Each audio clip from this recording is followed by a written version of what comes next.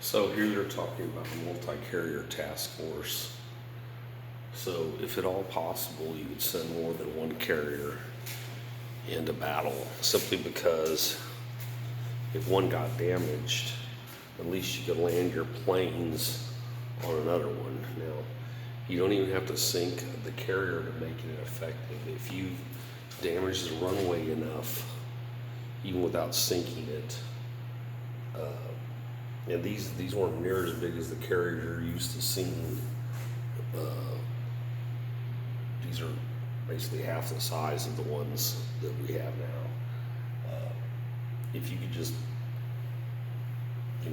bang up the deck here and there at both beginning and the end, you couldn't land planes on there. So if at all possible, you would go in with light carriers that couldn't hold hardly any ships. They were mainly there for their flat top to land ships off of damaged carriers. And now we don't really need that because we have airfields everywhere. And the super carriers have the launch runway and the landing runway. Well, you could actually land on the launch runway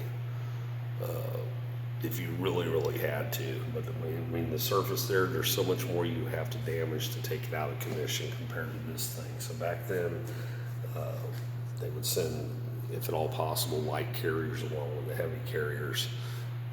So if the Japanese actually landed bombs, the bombs you would land on the top of a deck of a carrier would not sink it. You needed the torpedoes to hit it along there to sink it.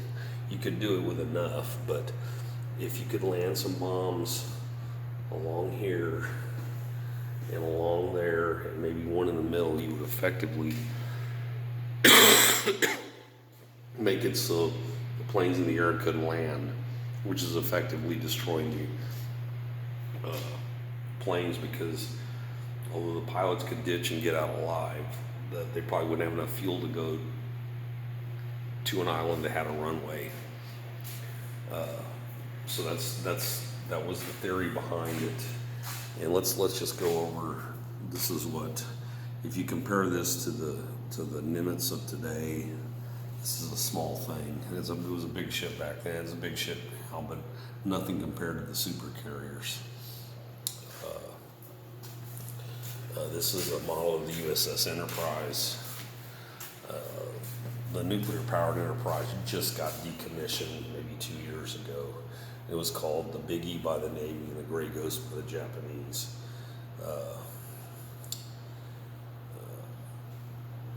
So that's the theory behind having multiple carriers. You didn't want the deck to get destroyed. See here, they only had 2 elevators to bring up planes. Now you could have used, so if you land something there, well, I had three elevators, excuse me.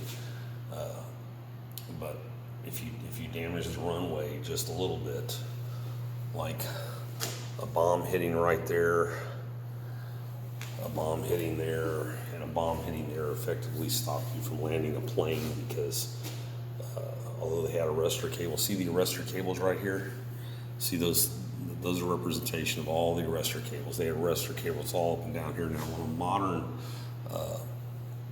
carrier, there's only 4. This one has 1, 2, 3, 4, 5, 6, 7, 8, 9, 10, 11. They had them all up and down here till here. So, you would take off this way and you would land this way. So you had several chances of catching the arrestor cables here. Now,